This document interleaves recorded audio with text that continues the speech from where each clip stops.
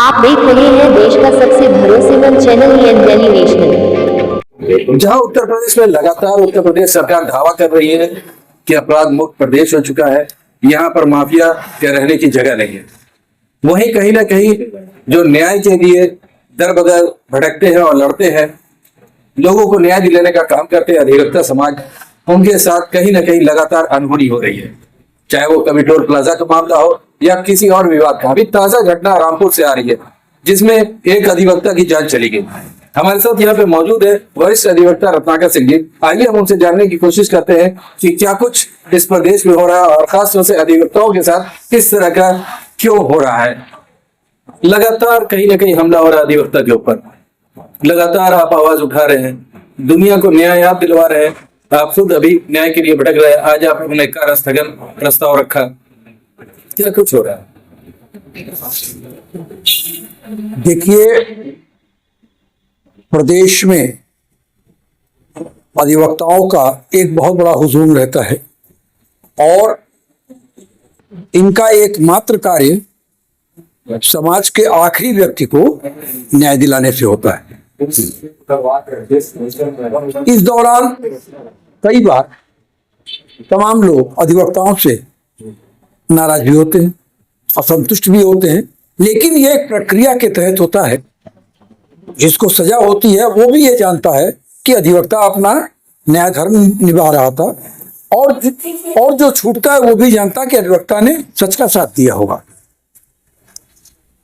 लेकिन इधर देखा जा रहा है कि अधिवक्ताओं पर हमले बड़े बेखौफ होते जा रहे हैं। हम ये इससे नहीं ना इत्तेफाकी रखेंगे कि अधिवक्ताओं में भी कुछ ऐसे तत्व घुस जा रहे हैं जिसके लिए समय समय पर हाई कोर्ट, सुप्रीम कोर्ट और हमारी बार काउंसिल ऑफ इंडिया या bar council of Uttar Pradesh इस पर सचेत भी होती है, निर्देश भी जारी करती है कि ऐसे अधिवक्ताओं को चिन्हित किया जाए जिनका आपराधिक बैकग्राउंड हो। लेकिन ये बहुत ही न्यूनतम मात्रा में है। आप देखेंगे अधिकांश अधिवक्ता सुबह उठता है, अपनी मॉर्निंग वॉक किया, थोड़ी तैयारी किया, नाश्ता किया, फिर बैठ जाता है किताब कापी लेकर और न्याय की किताबों में डूब जाता है कि कहाँ से कौन सी दलील निकालें, कौन सा केस की नज़ीर निकालें जिससे हम अपने पक्ष को बेहतर, और फिर उसका पूरा टाइम इस कचहरी से उस कोर्ट से उस कोर्ट दौड़ते ही भागते बीतता है। शाम को वो थक कर चूर होता है। अमूमन कोई भी एक अधिवक्ता जो कि थोड़ा भी प्रैक्टिस करता है तो माना जा सकता है कि प्रतिदिन वो 8 से 10 किलोमीटर की दूरी कोर्ट परिसर के भीतर ही तय कर लेता है।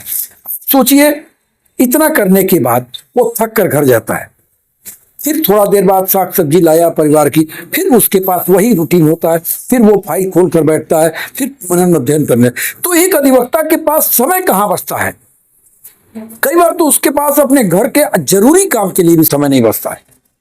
जो छुट्टियां मिलती हैं उसमें तमाम सामाजिक दायित्व होते हैं, कहीं शादी विवाह है, कहीं अपने किसी दवा करानी है, किसी के एडमिशन कराना है, कपड़ा सिलाना है, ये है वो तमाम घर की तमाम जिम्मेदारियां होती हैं। तो 24 घंटा 7 दिन 365 दिन अधिवक्ता तो इसी चक्की में पिसता रहता है। उसके पास खुराफात करने का कहाँ समय है? और ऐसे में जब प्रशासन उसको कार्य करने की सहूलियत नहीं देता है तो आप सोचिए कि एक अधिवक्ता जिसके लिए सिर्फ और सिर्फ एक अधिवक्ता वर्ग के लिए न्यायालय भी लिखते समय लिखता है विद्वान अधिवक्ता, क्योंकि एक अधिवक्ता जब प्रैक्टिस करने उतरता है तो उसकी मिनिमम क्वालिफिकेशन डबल ग्रेजुएट की होती है। वो बीए ग्रेजुएशन करने के बाद ही फिर लॉ ग्रेजुएशन करता है।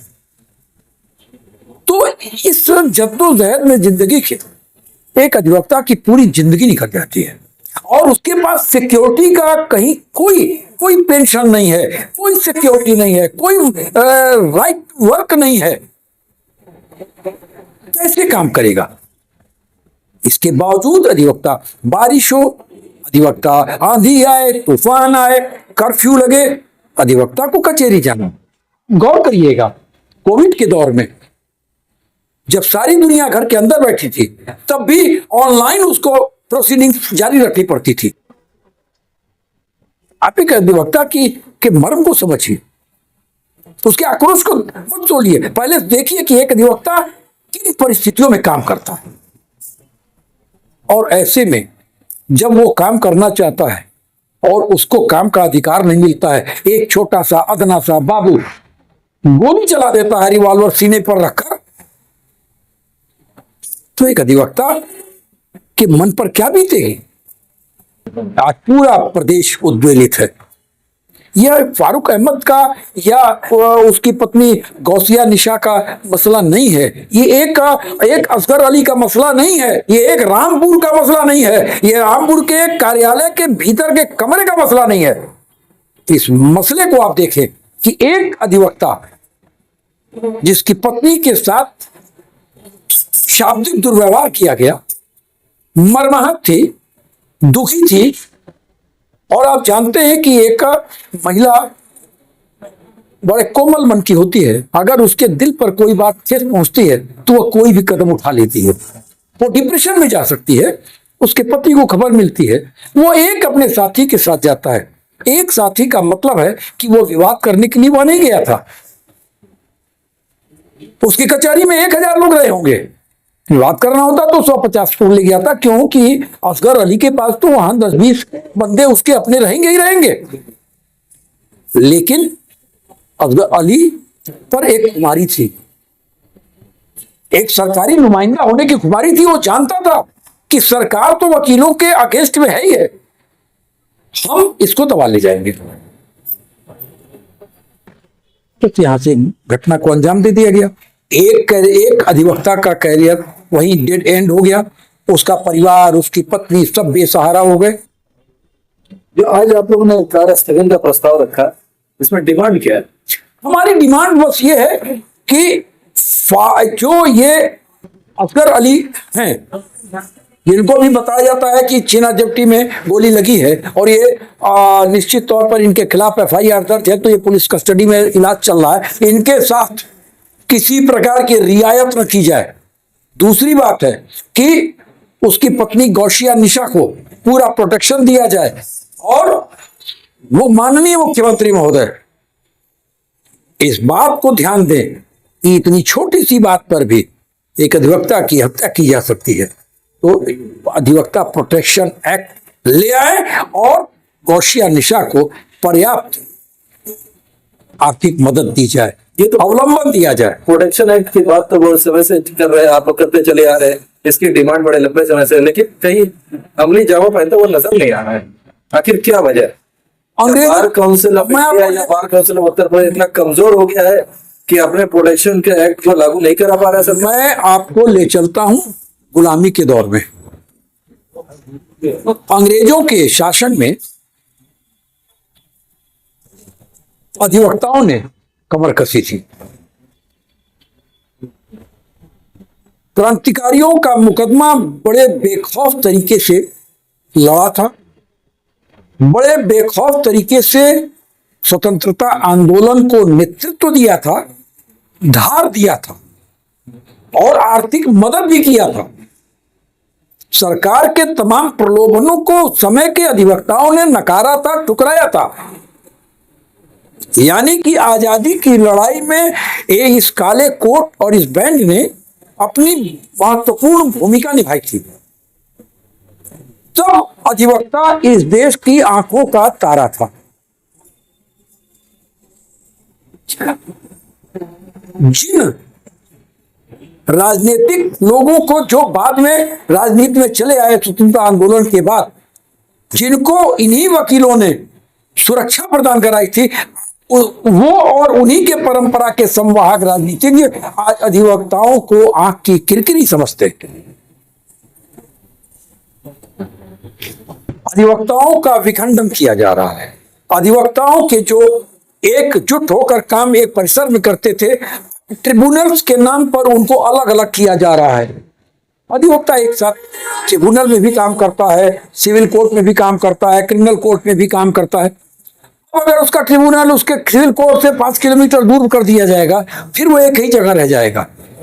तो अधिवक्ता की तो जब ये ट्रिब्यूनल बनाया गया तो आप ये ट्रिब्यूनल तो है, ट्रिब्यूनल तो मस्त है, वो तो होने ही होने हैं, लेकिन सरकार की जिम्मेदारी है कि उनको ऐसा रखे कि वो एक साथ रहे कि एक अधिवक्ता जिसकी रोजी रोटी की कोई जिम्मेदारी सरकार नहीं लेती है, जिसके दवा दारू की कोई जिम्मेदारी सरकार नहीं लेती है, जिसके रहन सहन की, जिसके आर्थिक सुरक्षा की, जिसके सामाजिक सुरक्षा की, जिसके मृत्यु उपरांत सुरक्षा की कोई जिम्मेदारी सरकार नहीं लेती है।